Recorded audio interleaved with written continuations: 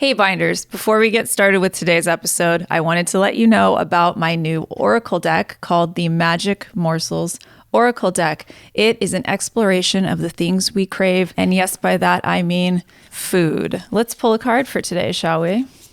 The chicken nuggies. This card is representative of our subconscious. And I know what some of you might be thinking, Laura, I'm vegan. I don't need chicken nuggies. Well, guess what? I have a vegan edition of this same deck for your Oracle pleasure. You can find our new Magic Morsels Oracle decks over at ladymoon.co or on our Etsy, etsy.com/ladymooncompany. And if you'd like a discount, because I would, you can get 20% off with the code MORSELS. Use that at checkout, and bon appetit. Hermes, draw near, and to my prayer incline, in arts gymnastic and in fraud divine. Dire weapon of the tongue which men revere, be present, Hermes, and thyself claimed here. Welcome to Third Eye Bind, episode 35, Divine Feminine.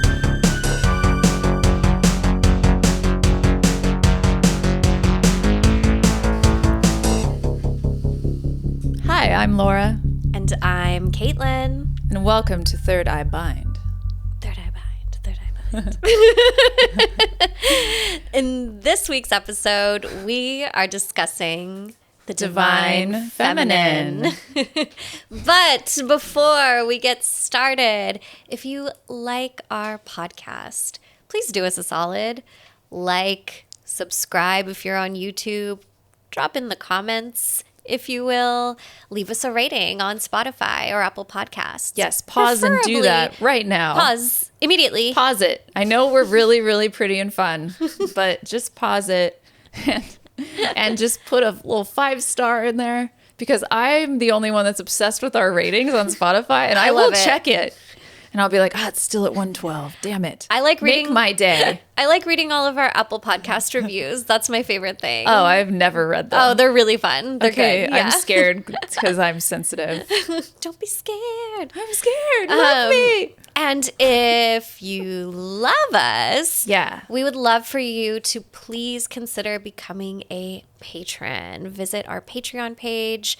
Patreon.com/thirdeyebind. Yes. We've completely revamped. We revamped and simplified the Patreon to 3 tiers. 3 awesome tiers. With some new perks, including a glitter sticker pack. Hold on.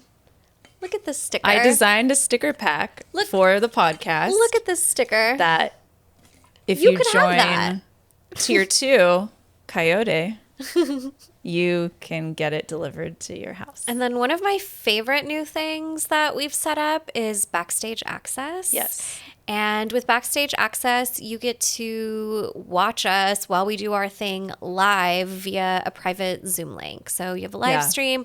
You get to see all the shenanigans that go on behind the scene. We're quite entertaining. Right before we record and right after. We're quite entertaining. Yeah, we entertain ourselves here all the time. And we would love to entertain you more so than we already do. Comment and, we could check the comments when we're done. Oh, that would be cute. Yeah. It's just if you want to get jump in the chat. Jump in the chat. If you want to see some shit, that's a good option for you. So check out the new Patreon. Yes, patreon.com/thirdeyebind. And if you've been a patron, you're still getting a sticker pack, so don't worry. If you're already a patron, as of this episode, you're good. The stickers are coming. Your stickers are coming, and I will be sending you a message needing your addresses. So I don't know where you live. That would be weird. That would be inappropriate. Psychic. Just show up to our patrons' houses. Patron tour. I just love the new, MTV Cribs. No, like Ed McMahon and Cribs mix. You've won us. And they're like, get the fuck out of here. My house. We'll stalk you for free. No, you don't even That's the 4th tier. That's the 4th tier. Oh my God, can we please put that on as like a $5,000 a month? We'll show up at your house. We will show up at your fucking house. When you won't know when, though. Like, it'll be a surprise. We're just going to intuitively decide when we should show up. We'll consult the Holy Between Spirit the hours of midnight and 3 a.m., we will show up at your house unannounced. Witching hour visits only. Witching hour only, 3 a.m. and on. And when the sun rises, we'll creep back into our vehicle. We go up the chimney. We jump off your roof like practical magic. We come in, do a ritual you don't need, and we leave. Like, you need an exorcism. Unhelpful witches. I feel fine. And you're like, no. Rub an egg on them. And just think about it. Yeah, just think about it. It's only $5,000 a month. Tier 4. Anyway, Patreon. We're talking about a topic that I'm real pissed off about. So it's a bit controversial. It's a spicy meatball today for me, personally. Spicy meatball. But before we start yapping, as we love to do, I'm all death. The devil. Death card. I can't express enough how much I love the lavender version of the 3rd edition of Sirens of Song. Like, it's just a delight to look at. It's so pretty. I'm big on boxes. This is a really good box. It's a big old deck. If you have big hands, get the Sirens of Song tarot deck. It's a big old deck. If you have small hands, get ready for a handful of magic. Please put that on the description on the website. These are big ass cards. Get ready for a handful of magic. I'm a branding genius. It's fine. Marketing expert. No, I'm not. What is it gonna be, deck? That's it. Okay.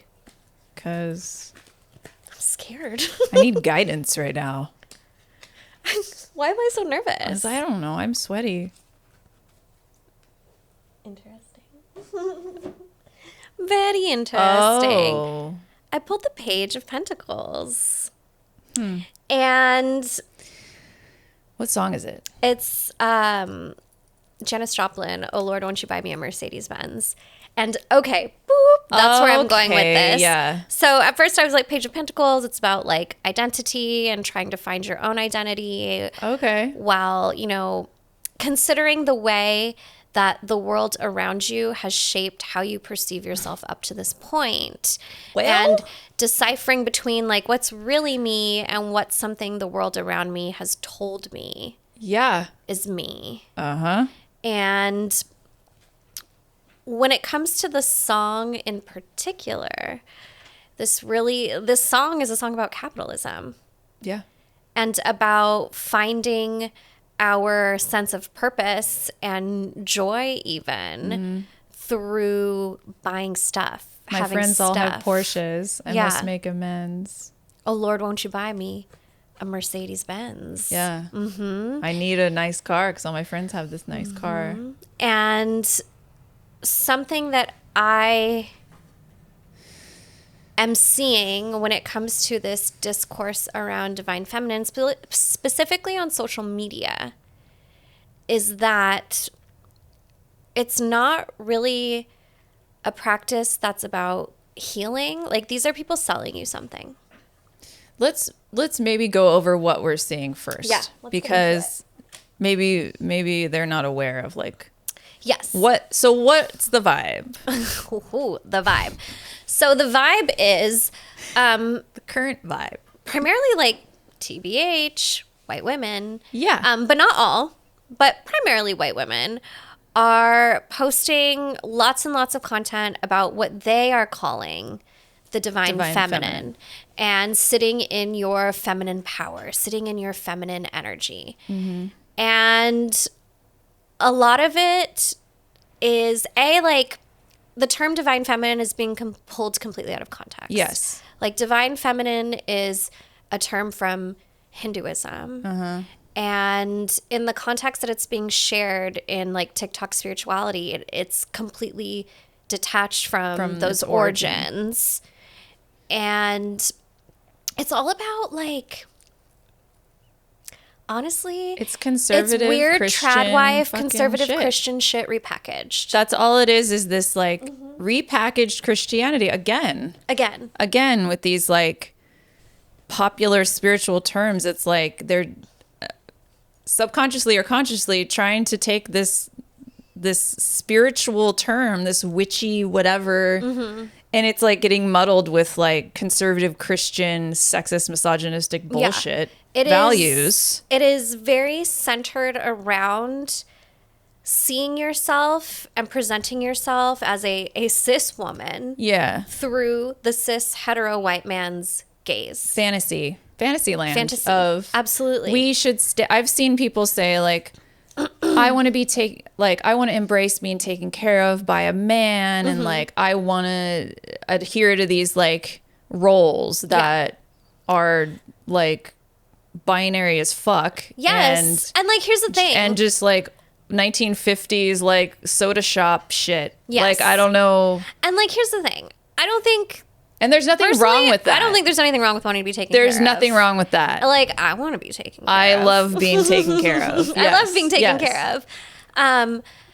But it's not just that. It's not just that. You know, like, I think that my partner does a really good job of taking care of me and taking on most of the financial burden in our household and doing all this stuff. But also, he's responsible for just as much around our house as I am. He's responsible for caring for our kids just as much as I am. Yeah. And he doesn't put me in a position where like, it's very like on TikTok, very like barefoot in the kitchen pregnant vibes. Yeah. And that's fine. Like people's lifestyle and the way that you're set up in your roles with your partner vastly different reasons. Yeah. There's nothing wrong with that. But putting the term divine feminine onto it is wrong. And like attributing that to like some sort of superiority, some sort of spiritual superiority. That's what bothers me. Yeah. Because and saying like we should, saying that the divine feminine is just this thing. Yes. I don't have a problem with people being barefoot and pregnant, and if it makes you happy, if you're happy, great. Yeah. But don't like take this term and say this is the way, and say this is the only way, this is the superior way to live and to be divine. The only way to be divine and feminine is this picture that I'm showing you. And that's what bothers me. We like touched upon this in the motherhood. It was actually in the extraterrestrials episode. Yeah, I forgot about that. How like any spirituality that is centered around supremacy is a problem. It is. And that's definitely the energy I'm receiving from the information that's being put out there. Yes. And like, there's definitely this like misinterpretation of dominance and submission. Right. In the discourse, I see it a lot, like submitting to your man. And it bothers me because these terms are being taken out of context from like kink culture. Like dominance and submission are something that come from kink culture. And it's when two or more people engage in consensual power exchange. The sub willingly hands over the power within the scene to their dominant. So it's not all the time a lifestyle. It's when we're engaging during this type of play. Yeah, it's play. And it's play, and it's consensual play. And in New Age divine feminine ideology, this dominance submissiveness is more focused on trad wife ideology. Yeah. It's about being the submissive to your cis hetero male partner. All the time. In all ways, all the time. And what does that mindset breed? Yeah. Abuse. Does that mean you can't ever escape from that? Absolutely. You can't fight back. You can't show anger. Well, and it brings me to like that hierarchy that we see in Christianity. Yeah. Where it's God, the husband, the wife, the kids. The plants. And the animal. The like wife submits to the husband, and the husband can't be questioned because he is the one who has access to God. Yeah. And like that's this energy. But God is the divine feminine in this case. In this presentation. Yeah. They just changed the names, they just the labels. Like the label. Yeah. This bothers me because of that. And also because just for me as a straight white woman, I had to take a look at the definition of these two words, divine and feminine. I Googled them to see what the actual like Webster's dictionary definitions are of these things. As someone who identifies or identified as feminine, okay? So divine, the definition is essentially of God, from God, godly. Okay. Sure. I don't know if I'm from God or God. Like, I don't know if I'm divine. Like, I don't know. I get it, the sentiment of being divine. But I don't believe in one God.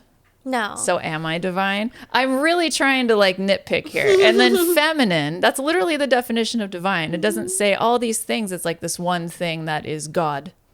Okay. Feminine is basically, you know, all the traditional female, something presenting as like traditionally female. Traditionally. Okay. Traditionally, but by whose tradition? But by whose tradition and by what standards? So if we're talking about this term is like something I've identified with in the past, but in this incarnation, I absolutely don't. So it's really pissing me off because to me, my divinity is like not godly. It's just earthly. It's more relatable. It's all these things. It's not just one superior high up thing. And then femininity to me is absolutely not just, oh, I'm soft and I'm quiet and I cry a lot. Have you met me? Well, and like when we go back to the like Maiden Mother Crone series, like something that we learned and shared is like the goddess in her many different forms across many different cultures is sure in some cases demure, soft, warm, maternal. But in other cases, she's dark and destructive and has, you know, blood on her teeth and a necklace of skulls around her neck. And one isn't more or less feminine than the other. They all need to exist. And like this divine new age, I'm going to keep calling it new age divine feminine. This new age divine feminine only focuses on soft, demure. And then also it makes me think of how like labeling things as feminine versus masculine, that's a very colonial thing. It comes from colonial languages. A lot of folks in their like indigenous languages and pre-colonial languages around the world will like, there's no separate pronouns for him or her. It's just always them. There's no like that need to separate like man from woman all comes from like the church and like Europe, European languages. Femininity to me is duality. It's triality. It's like a 20-sided dice, like a D&D dice. Like you never know what you're gonna get. You're gonna get everything. People are like that. Absolutely. Like men too. It's not just it's not two sides of a coin. It's not like femmes are dual. It's like duality of people. Like men can be soft and gentle. In my personal relationship, I am the harder one. Same. My husband is the softer one. Same. Emotionally. But he's also strong. And like I'm also soft. Like it's just nobody's just one thing. Nobody's just one thing. And I mean, look, sometimes I want to talk about Aphrodite for a second in Venus because I'm definitely like, I dressed very overtly feminine today. Because it's just upsetting to me to hear this. And I wanted to present in a very feminine way, but also talk about Aphrodite as a goddess and an energy that I work with and I love. And the reason why I love her is because me needing more of that gentleness as a person, I can't imagine being just that. I need that to balance, right? It's all about like balance for me. I need that energy and that helps me. But Aphrodite is also, like we talked about, in Maiden Mother Crone, like a goddess of revenge and blood and war, but is also this very pink, soft, sensual person energy. But that's what I love about her is that she's all the things. A lot of the stories you'll hear about, like goddesses or whatever deities, like they have times when they snap. And they're just all very complex, and they exist, and they just unapologetically are those things. And I think that's really nice for me. Like, that's what I am, and that I see myself in that.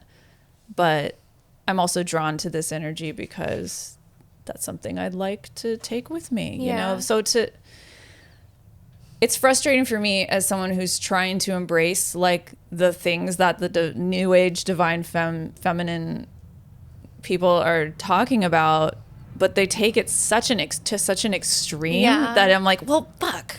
Like, but I want to get a sword now, and you know, but I'm like, God, I'm trying to like be the thing you're talking about. But like, God, can you just stop? Stop like You're putting it into ruining these this boxes for me. Like, yeah. Well, and like, almost, why does softness have to be inherently feminine? Yeah. Like, why can't it just be softness, period? Yeah. And then that makes me think, like, God, am I even fucking feminine? And maybe like, I'm what does non-binary. Like, truly, I'm like, shit, I think I might be not completely. Are you coming out right now? I don't know. No, I'm serious. Like, I was like, you know what? I don't think I'm like fully feminine. I'm serious. I'm not crying. I'm serious. And that thought, I'm like, oh, I got it. Oh, you're so sweet. Like, I got it. I'm supportive. I'm not like, you know, I understand non-binary people and stuff, and like I'm supportive of it, but like I'm like, oh, like I get it. Am I it? No, I get it, and I get what I get really from researching this is how embracing being non-binary or embracing that challenges all the shit. Yeah. All the shit that tries to put people in boxes. This too. Yeah. And I think that's like the power of like being out of a box, queer, non-binary. Like, magical. Yes. That's, I know we're going to do an episode about this soon, but like that's for me what I've realized. And it makes me want to be like, yeah, I'm non-binary because fuck you. You know. And honestly, like Laura, realizing that I was non-binary helped me to embrace what's traditionally referred to as like feminine energy more and more. Yeah. Like when we first started recording in season 1, like I watched the episodes and I kind of see this journey that I went on, and like I had just come out as non-binary, and I was only wearing pants and like only wearing button-down shirts, and I was like rebelling super hard against what's traditionally perceived as feminine because I wanted to reject that. I was like, I'm that's not me. And then I realized, you know, I was talking to my best friend, Branche Foston, and she called me and she was like, you know what I was thinking about, Kate? Because like in the spiritual tradition I'm a part of, like you're supposed to wear a dress or a skirt in white. And I was having a really hard time with that. And she was like, you know, Kate, I was thinking about how all of the like male deities also wear skirts. Mm-hmm. And she's like, you know, I just want to remind you that like our perception of what's feminine or masculine like isn't real. Like that's based on colonial standards too. And like putting this dress on, putting this skirt on doesn't make you any less non-binary. And I was like, oh my God, I really needed to hear that. And I see like the progression over the course of the show where like the way I dress starts changing, the way I do my makeup starts changing, and like realizing that I'm non-binary helped me to embrace more play in my clothing, which is really cool, and become more comfortable with like my body and the way I decorate it. Yeah. It's funny because I've always been very polar in how I've dressed. Like it's either Mike's laughing because he knows this is true. It's very femme or it's very not. Yeah. Like I'm very like Gemini in that way. Like my duality has been the fun of being a Gemini. Yeah. It's been there. Like I'm either in sweats and a tee or whatever, or this. Yeah. And I look like I'm in the Mickey Mouse Club today. Yeah. Like it doesn't, like both of these like Justin things Timberlake on the Mickey Mouse Club. Are whatever. Like, but it's, just to even, I get it. Like I really get it for myself. And I don't know if like I need to change my pronouns or whatever. Well, you can be non-binary and use whatever pronouns you want. Exactly. I don't give a fuck. But I don't really like, I don't know. I don't feel like the need to like I don't really care what people call me. I don't know. Just for me, I'm just like, I don't know, really. Yeah. I don't know. I think realizing that, like... But I get it for myself now. Here's something interesting. If you look up the etymology of woman... Yeah. In the English language, it's a word that applies to anyone who's not cis man. And it was a term created in order to support the oppression of anyone who is not cis man. And then within women, we have different tiers, of course. But like, woman has been come to be understood as like, in traditional culture at least, or in majority culture in America, like cis women only. But if you look up what the word itself means, it's anyone who's not a cis man. And it's like the word witch, or like the words we're given to categorize us so we can be targeted. And so like this word really, if you think about it, like is for everyone who isn't a cis, like it's for all of us who aren't cis men. And so it brings another like interesting layer to like, that is very cool, being non-binary, being trans, like being androgynous, all these different things. I don't know. It's just interesting. And also like, somewhere where I see the idea of like divine feminine used a lot is like in tarot culture. Yeah. Divine feminine is the high priestess. Divine masculine is the magician or the emperor. Yeah.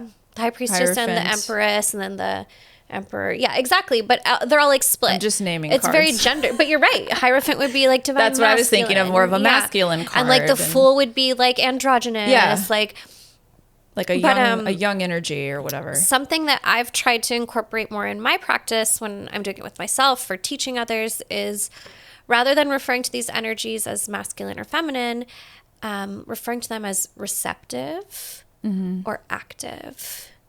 Like the high priestess is receptive. The magician is active. That's cool. Right? And that's an exchange and a flow that like is balance. And like, I like that idea. And we don't have to apply like weird gender roles to the tarot in order to understand it. I mean, I get sort of why that happens is because that people identify as those ways, and then they can relate to the card's meaning. But putting it, this whole can of worms has been very interesting for me. Very interesting for me because, you can dress however you want. It doesn't, but who you are inside is like your choice. It doesn't mean just because you dress like feminine that you identify as a woman. No, there's some really fucking cool, like... I mean, I'm just thinking about myself. It's just it's just interesting. I grew up... I'm very, like... I like dresses. I like makeup. We like our nails. Like, very, glamour things. I've always been like that. My mom is, like, the complete opposite. Yeah. My mom is what you'd be called a tomboy. That's my mom's vibe. Never wears more makeup. She had to learn how to curl my hair. Oh, that's cute. In junior high, because I wanted her to curl my hair in the morning or whatever. She had to learn how to like use a curling iron. Yeah. I just think it's funny I just think it's cool that we're all different in that way, because I was, my mom is personal style and identity is very different from mine, like as a child. But then there's a side of me that like is very much like her. And it's just cool I'm kind of glad I grew up with a mom that was like different and cool. And like, she taught me another thing that hits a nerve with me and this new age divine feminine bullshit is I was taught and brought up to be strong, to take no shit from men, to be a badass and to fight and that, you know, almost that the traditional femininity and the softness was like a bad thing, which is probably why I have problems being like that. But that's just my role models. My female role models were like hardcore, like strong, independent. Yeah. Like I was telling you about my grandma, like Yeah. she's like that too, you know, like just, so that's what I saw. But I think that I always thought that was really beneficial to me, like surviving in the world, because I've talked about this before too, but like those I think I balanced more towards this masculine energy because I used it to survive and protect myself, like to fit in with men and to be able to repel their weird, creepy energy and just to like to like disappear almost. And so that's something I've also, it's just, I don't know. It's very complicated. It's interesting that you point out to like repel, to repel. Oh my gosh. Sorry, I was crying today, so I'm like a little... And my voice is all shaky because I went to a pole show last night and I was yelling. I'm a little nasally. It's been a day. I think it's interesting, something you pointed out was that the way you were taught to behave or learned how to behave was connected to like repelling men. Yeah. Because a lot of what is being presented to us on social media about divine feminine energy is really just like dating advice for how to be attractive to like shitty cis heteronormative men. Yeah. It really is. Yeah. It's like, don't talk too loud. Yeah. Speak only in a soft voice. God. That makes me crazy. Like literally. That makes me so fucking mad. There are coaches who are entirely dedicated to this. Like the etiquette school in League of Their Own. Yes. Like gracefully. And grandly. Gracefully. Literally. But it's like, change the way you talk. Change the way you do your hair. Yeah. Change the way that you respond to... Let him take the lead. Let him do this. Wow. And it's like... Again, it's reinforcing these very 1950s housewives. Yeah. Like gender roles. It's Yeah. very like... What's divine about that? It's just repackaging the patriarchy. What is divine about the patriarchy? And like nothing. Nothing. And selling us services. Why does it need based to be on these ideas? This spiritual, because spirituality is popular. Because it's witchcraft popular. is popular. And all this fucking shit, like twin That's flame, exactly it. divine feminine, all this stuff is being like... It's all just someone trying to sell you new something. Age crap. Exactly. And they're trying to sell it to you, and then they can make divine... I had divine feminine t-shirts I used to make. Yeah. And you know what I thought about? I'm like, what am I? If I'm not a divine feminine, am I like a wretched feminine? Which would be kind of cool. Am I like... I kind of like wretched femme. Because I looked up antonyms for divine, and wretched was one of them. Honestly, that would be a fucking cool and I'm t-shirt like, or sticker. You know what? Wretched I might make femme. a wretched femme. I would wear that. Because now I'm like, well, fuck this term. I would wear a wretched femme shirt. I kind of want one. I might make them for us. The other thing that I noticed that made me very uncomfy is that in this new age divine feminine ideology, it places so much blame on cis hetero women, because the truth is it's not for anybody except cis hetero women. Yeah. It places all the blame on these women in these relationships for any misbehavior on the part of their partner. That's some Bible shit, right? Exactly. So if he cheats, if he lies, if he acts a fucking fool, if he abuses you, if he fucks your friend, Tom Sandoval, for my Bravo friends, if he fucks your best friend, it's because you were too much in your masculine energy. Yeah. And it caused him to do this. That's the very thing that I was drilled into my brain to not fucking tolerate. Yeah. It was Paula Cole, where have all the cowboys gone? My mom in the kitchen, fucking mad at my dad because he was ignoring her or whatever. Cowboys gone. My parents were real angsty with each other. My mom was like, fuck this shit. Like, your mom had had enough. She had had enough. Yeah. And I was like, oh gosh, I'm scared of you. Lesson learned. I'm like, goddamn, okay. Guess I can't, Yeah. But like it's like so creepy. Like it like Twin Flames Yeah.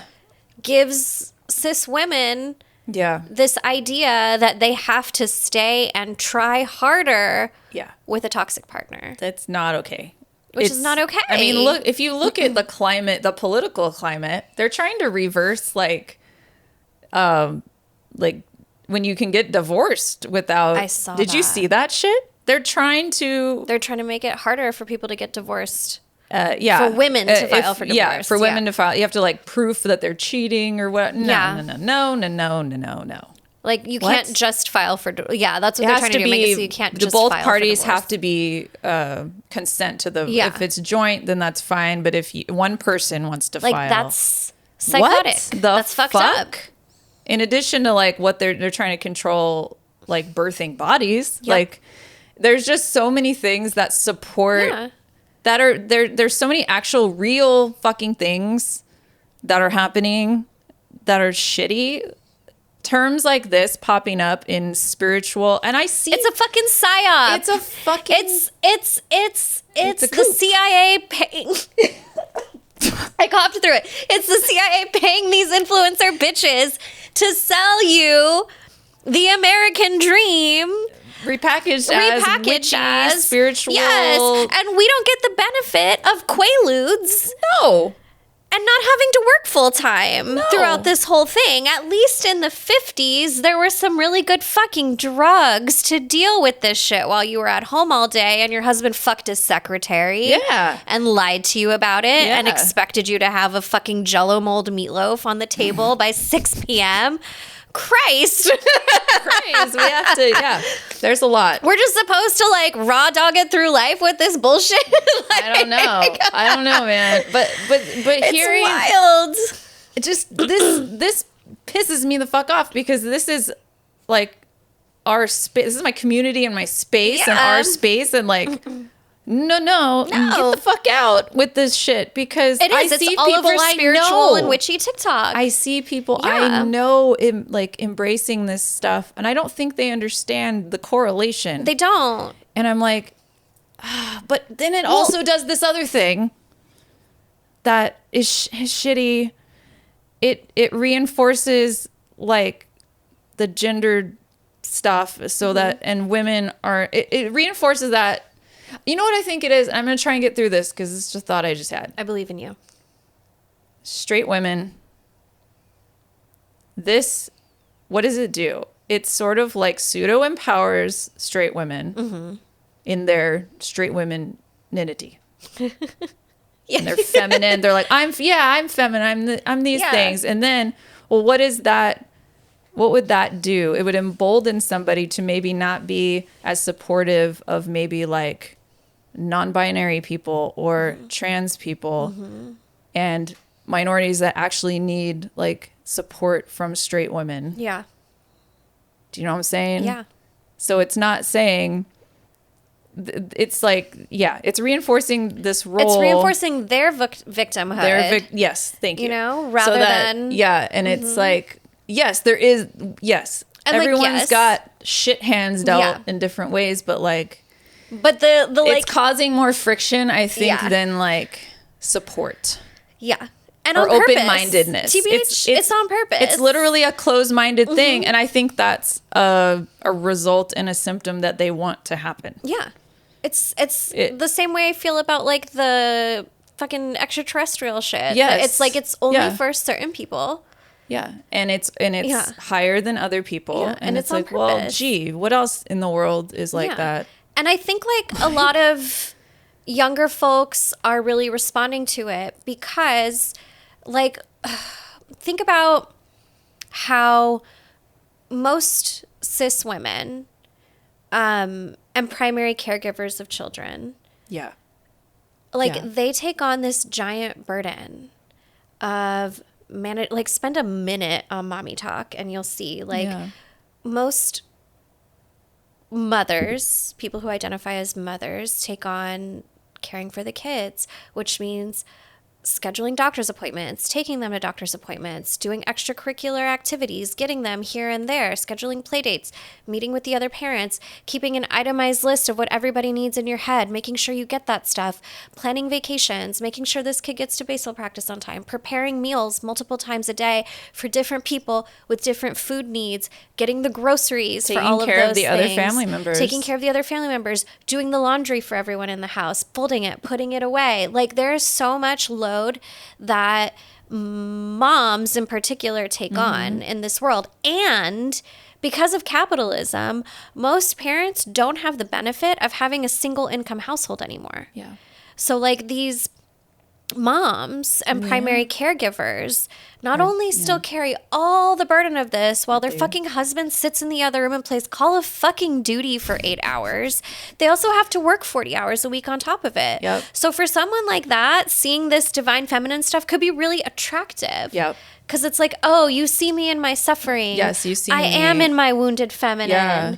Maybe if I tried harder to be like XYZ, my partner would wash between his fucking ass cheeks and help me around the house a little bit. Yeah, no, for real. And so, like, I understand Yes. how people get get hooked it. and reeled into it. I get it too. But at the end of the day, it doesn't save them from their situation. It doubles down on that situation. It does double down, and it just separates. It separates them more from understanding and sympathizing with and empathizing with the plights of others that are not enemies. Exactly. They're not enemies. They're. It goes back, like, but I have it so bad. I And get like, it. It's just I get as a straight woman, like, the need to be like, but I'm a real woman. Like, I have these problems. Like, I'm like, you know, the. Oh, yes, I get hate it. I get it. I do get it. But like, no, you have to go outside of that, like, pain that it's just pain masked, and I don't know. It's just very complicated, well, but it's like all those like you cis said, women who are like, oh, but I'm a real woman. Like, the it's word so hard woman, for me. as we've talked about, Yeah. means anything other than. Well, and like, and if they took a minute to like look outside of themselves, trans women are murdered at a vastly higher rate by their domestic partners versus cis women. Yeah. Trans women are, sorry, we have to censor that because they won't like it. Yeah, Graped. no. Graped are worded. Are worded and killed by their partners and lovers at vastly higher rates. They die earlier. Like, most trans women don't get to be elders. I know. And I think that's something that a lot of cis women, like, don't fucking think. And, like, especially when it comes to, like, white cis women, because that's what this stuff is really for, divine feminine. Like, they don't have to deal with all of the other intersections of being a person of color, being specifically like Black folks and Indigenous folks in this country. Like, there are all these other layers of oppression that they don't even have to think about. No. And all of this divine feminine stuff reinforces, like, oh, but your life is so hard. And then, like, somebody's going to get mad at me in the comments. No. But we have to break out of our victimhood and see that, like, we are better off all on the same team than getting stuck in. That's the point. Yeah. It's not to say, oh, I mean, we need to know facts and, like, you know, about trans women and all that, but it's not, the focus does not equal exclusion. Exactly. That's inclusion the thing. Doesn't equal exclusion. By saying, hey, trans people get fucking murdered. Yeah. Or M-worded. Trans women are women. Does not say you're not a real woman. Exactly. It's just like, hey, there's what another is real anyway? There's another hen in the coop. Let's come on in. We're all like, hens. It doesn't matter. Hens eating whatever hens eat. Like, I don't know. Like, just welcome them. Sure, you want to, let's do it. And even like, okay. Why not? Continuing on my tangent. Who voted Donald Trump into office? White women. White women. Not me, though. White women. Not Laura. The other ones. But not Laura. But people that maybe. People who like this shit. People who like this shit. No, for real. Literally. Conservative. Yes. Women. So. Eurocentrically pretty. Yeah. Thank you. White women. You wouldn't count because you have red hair. Damn it. It's again, you don't get to be on the starship. Damn it. I'm not pure. Oh yeah, remember last time I got all mad. Starseed God damn it. Because you don't fucking have blonde hair. Portuguese blood. Fucking Scottish ass Portuguese. You're a wounded feminine because you have red hair. I'm wounded because I have red hair and not blue or green eyes. The devil touched you when you were born. We can only hope. We can only hope. No, he definitely did. But it's just like a crock of shit. Ultimately, it's a crock of shit, and they're not even using the term right. But the point being, we would like our listeners to ponder these things and really think about your relationship to that term and where it comes from. And what it means and how it affects how you relate and empathize with other groups of people. Because it's important. And the ways that spirituality is being weaponized to like promote the conservative agenda is disgusting. Yes. And you have to be careful and pay attention and use your discernment to think past, like, even if your favorite witch person like posted about it, like, you don't have to eat up this is why I fucking tell people to not put people on pedestals. Be very careful.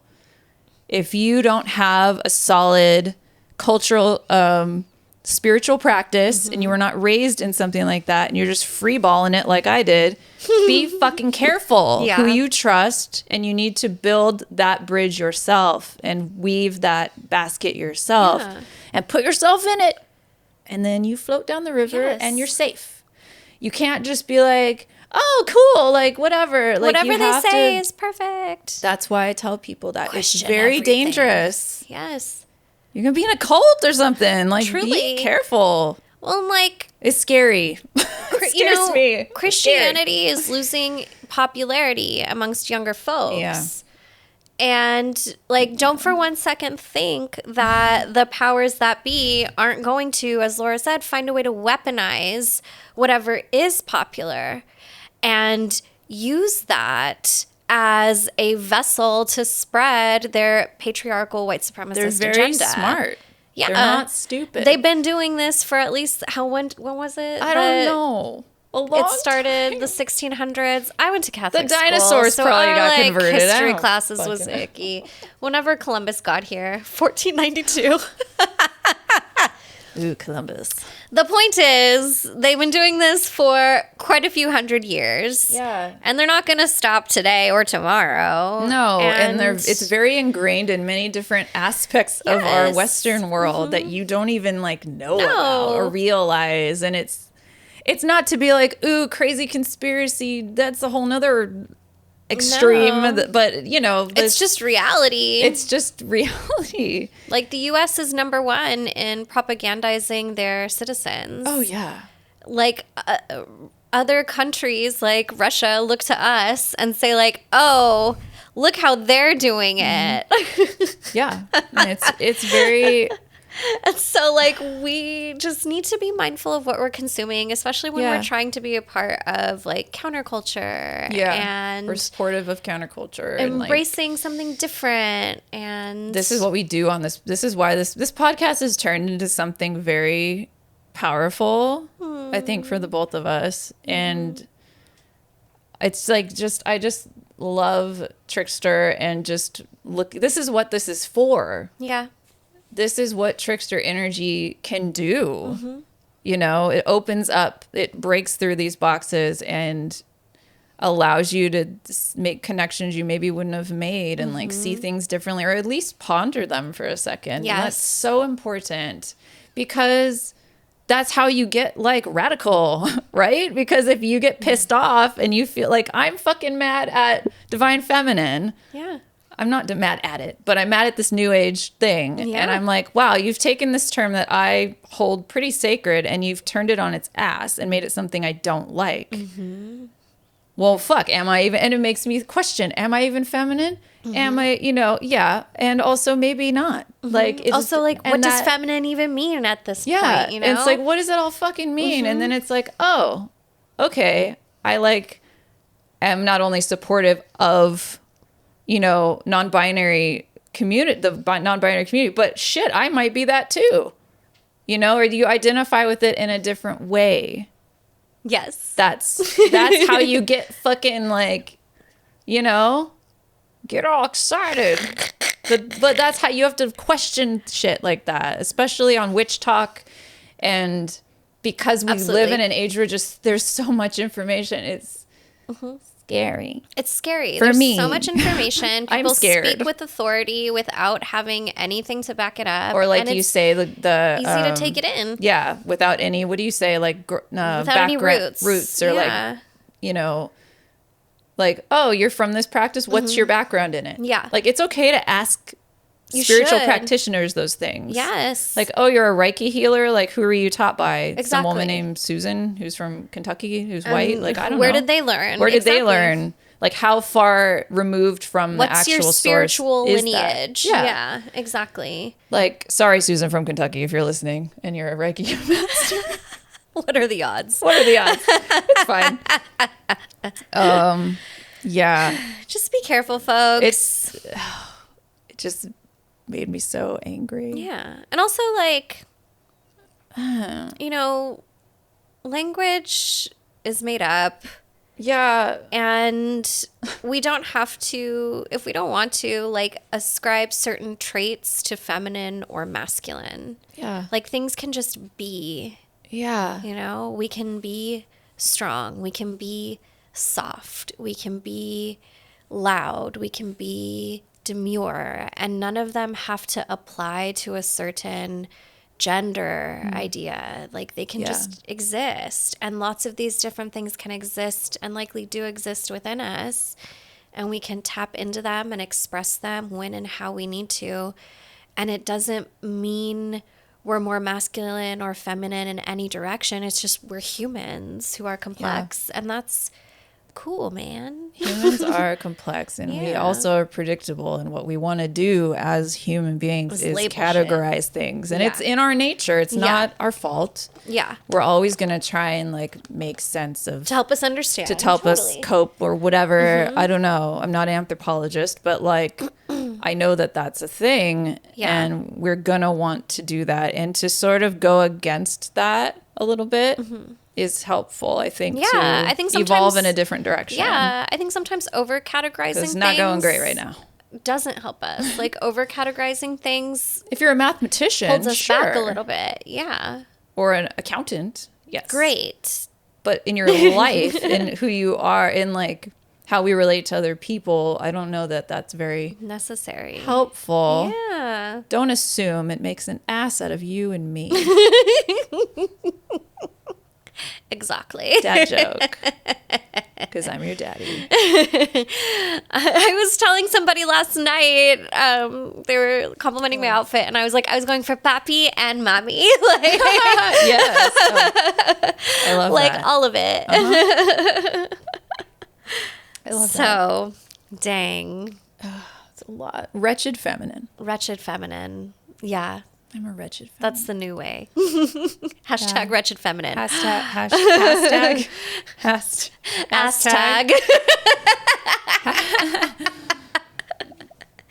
Speaking of hashtag, Aphrodite is also the patron goddess of prostitution. So. Ow. Yeah. Hashtag Aphrodite. Hashtag Aphrodite. Yeah. But I've been getting many angry vibes from like that part of my like practice and connection is like, I am not just this thing. Like it's very like, it's complicated, but it's. And the complexity of it is. That's the fun. Beautiful. It's a beautiful tangled web, not something that needs to be sorted. No. Yeah. No. We're all like little snowflakes. We're all different shapes and we're all different and special. Exactly. Makes me fucking mad though. Me too. We would love to hear from you Anyway, in the comments about what you've been seeing on TikTok and how it's been making you feel. Yeah. So, yeah, be sure to leave us some comments. It's a hot topic. It's a buzz. Thank you, Laura. Thank you. And thank all of you for tuning in. To Third Eye Bind. Be sure to leave us a message on the Third Eye line, which you can now do on our website, www.thirdeyebind.com. Till next time. Bye. Wretched Feminine. Bye, Wretched Femmes. Bye. Thank you so much for listening. You can follow the podcast at Third Eye Bind Pod on Instagram. There, submit your questions via the Third Eye line by sending us a voice message or text DM. The show is available wherever you listen to podcasts and for you to watch on YouTube. Get early access to episodes and even monthly one-on-one sessions with us by joining our Patreon. Find us at patreon.com/thirdeyebind. Third Eye Bind is produced and edited by Mike Realm. Hosted by Kaitlyn Grania and Laura Wong. Music by Mike Realm. Set design by Laura Wong. You can find Laura on Instagram at Lady Moon Co. And you can find Kaitlyn at kaitlyn.grania.